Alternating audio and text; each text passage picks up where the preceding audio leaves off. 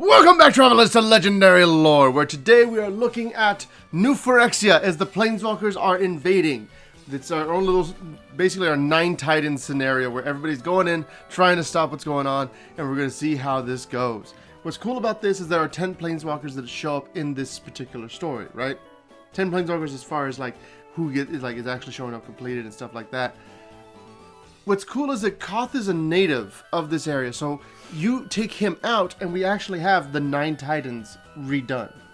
Wow. 9 Planeswalkers that show up in Phyrexia to destroy it with a bomb. Which is essentially the exact same thing that was happening. They're bombs. Not pies. So yeah, this is what we see here. So first up we see, it's from Kaito's point of view. And I just want to read what it says.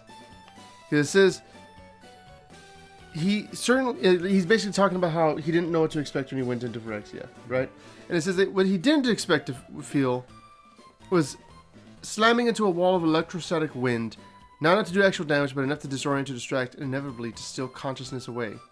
And now that it had happened, now that he'd been knocked unconscious, he certainly hadn't been expecting New Phyrexia to look like one of the nicer tourist beaches of Kamigawa.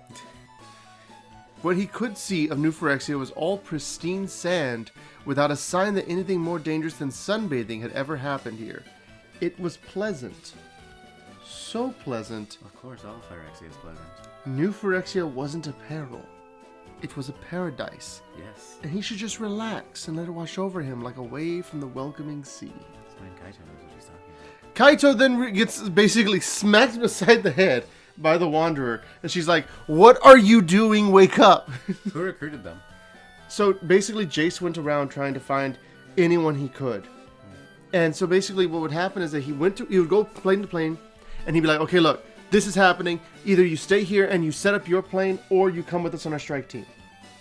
And so that's essentially what he did, going from place to place, making sure everybody was aware of what was going on. This way, if it's like, you two don't look like you're anchored. Wanderer disappears. Wow, I was right. Well, see, that's the thing. Off screen, Wanderer actually figured out a way to... I was going to say, how did she coordinate being here? Yeah, she was able to, as long as she could maintain her focus, she could stay in one place. Oh, that's going to be a plot point. Yeah. So basically what happens is she does that, and she's able to like really, really focus. It's taxing on her, but she can do it. She's also just an incredible fighter, so she's a really great asset. Kaito is along for the ride. The two of them mainly want to be able to try and save Tamio. Also, Kaito's like a top hacker. It's true. And they're already going to a place of artifice, so he can actually get in and do something. Yeah. So, Kaito and the Wanderer, they're here. They're dearest friends. And they're basically going to try and do what they got to do. But they hit this weird wall as they were entering into Phyrexia. And it disoriented them. It's so much so that it actually is now playing havoc with Wanderer's spark. Ah. So, yeah, exactly. So, basically, she's trying to keep herself anchored to Phyrexia, but she can't. At the same time, Kaito, he's just been woken up. He has none of his weapons, and his Tanuki is gone. Yes, he doesn't know where they are. He's very worried. So that's what's happening to Kaito and the Wanderer. At the same time this is happening, just a few feet away, you have Nahiri, who is fighting a Phyrexian. A Phyrexian... Already? What? Already? Yes. Didn't they just get here? Yes. Oh. It's not that necessarily the Phyrexians were ready for them, but that on the monumental But facade... that Nahiri was ready to fight. Yeah, pretty much. And so Nahiri, she fights this thing, and she cuts it into 1,000 pieces, and only takes one little scratch on the back of her neck. That's it. If it's a good thing that's not all it takes. So basically what happens is that she takes it out, and she's like, "Okay, we're good." And the thing is, Nahiri is the strongest Planeswalker they have on their team. Out of everyone on the strike team, she is the It's most... like Raven and the Teen Titans. Yeah, she's the most experienced. She's the oldest. She has all this power behind her. She literally summoned Emrakul to Innistrad. Like, she has lived thousands of years. She has seen the Eldrazi. She has fought the Eldrazi. She has imprisoned the Eldrazi twice. This is a powerful Planeswalker. And so that's why she's here. And Kaito and the Wanderer... Took a group of 5 goons with plot armor to stop her plan. Yeah, pretty much. So, Kaito and the Wanderer are here, and they're like, "Okay, cool. Nahiri, what's going on?" She goes, "Okay, you were knocked out, taking a nap. The Wanderer just tried to wake you up. You were back. Everything's terrible." He's like, "Is my stuff nearby?" She checks, and she's like, "It's all Phyrexian metal." Because again, she's a lithomancer. She's better than a geomancer. She can control everything. that is earth or metal based. And so she's able to look basically across the entirety of the area and it's like, nope, it's not here. I want to hear yell that's tough. So, yeah, pretty much, exactly. So Nahiri and the other two, they start to go off on their way. And they eventually get to a camp on the surface where they are able to basically team up with everybody and meet up with essentially their guide. And it's cool because it's Melira. Oh. Yeah, Melira's here, and she's like looking at Nahiri and like... I was like, they know her. No, these three specifically don't know her. Yeah, exactly. So basically the idea was there were going to be 3 specific points the Planeswalkers are going to land at when they were going to Phyrexia so that they could actually all convene and have their first meeting. The problem is that because it was such a quick deal, they didn't have the time to properly plan everything. So in essence, it was like, okay, Jace goes over to this one group person, okay, you are going to Planeswalk here.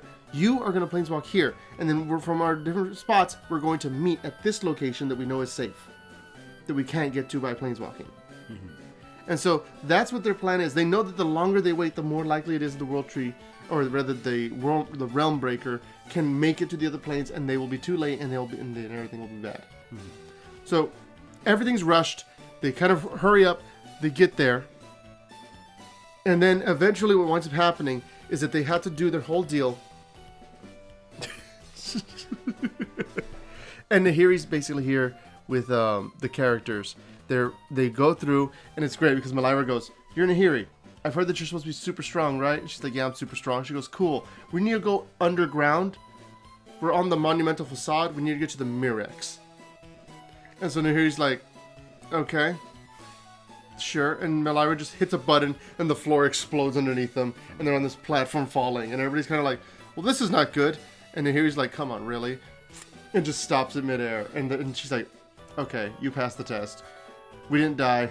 So I know you're like, if we had died just now, it would have been over anyways." So that was essentially the You're idea. good enough to fight. Yeah, exactly.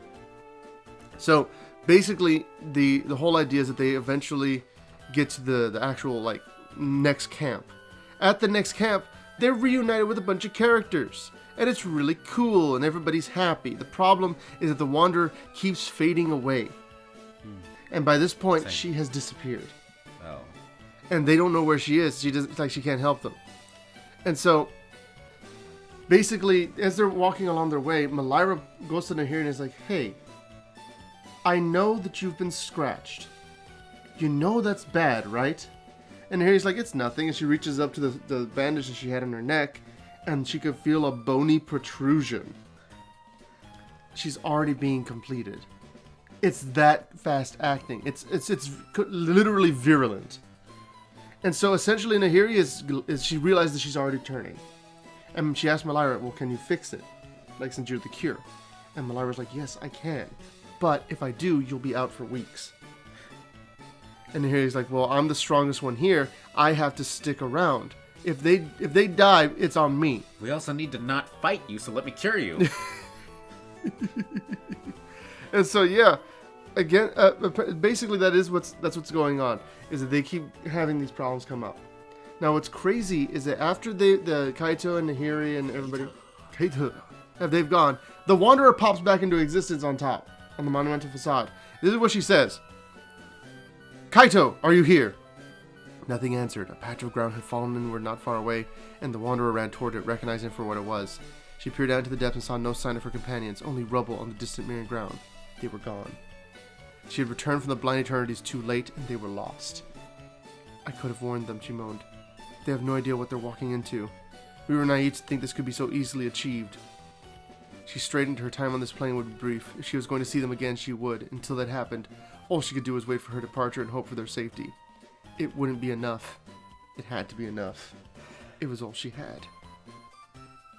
So yeah, it's He really pretty... wants to help. Yeah, exactly.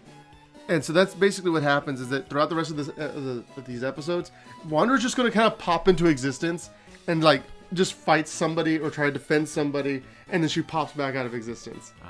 That's her entire thing for this. So they basically maintain the Wandering Emperor's whole deal of like she's just doing these quick pop-ins because she can't control her spark. But she's able to at least stay on Phyrexia and try to get to each of the individual characters. So yeah, that's basically what happens in this episode. We have You know just what would be an interesting plot point? She's like, if I become completed, I can control this. see, that's the main thing. Stay. That is the main thing for the Wanderer, is that the reality chip was designed in such a way that if she had it, she would be able to be anchored. The Phyrexians would be able to fix her spark. So they did make it enticing for her. Yes, everyone has a reason that they would want to be completed. In the Wanderer's case, it's because she would finally be safe. In the Kaito's case, it's because the Wanderer would finally be safe. In Nahiri's case, well, we'll see. As we go through it, we'll talk about each character's different reasons or things that could entice them to join. In Nahiri's case, living weapons. The idea of being able to basically forge these things and create them, and they would automatically be alive and be autonomous. She would go from being able to just create equipment to being able to create creatures too. Hypothetically speaking, if she were to be completed. It's like, I can make creatures now. That's just a gun. It's a gun that moves and shoots itself. Why would it shoot itself? Thank you guys for watching. Thank you guys so much for watching. We're going to catch you guys next time with some more Phyrexia. Legendary lore. That's what I said. Right. I said the most important word. Lore.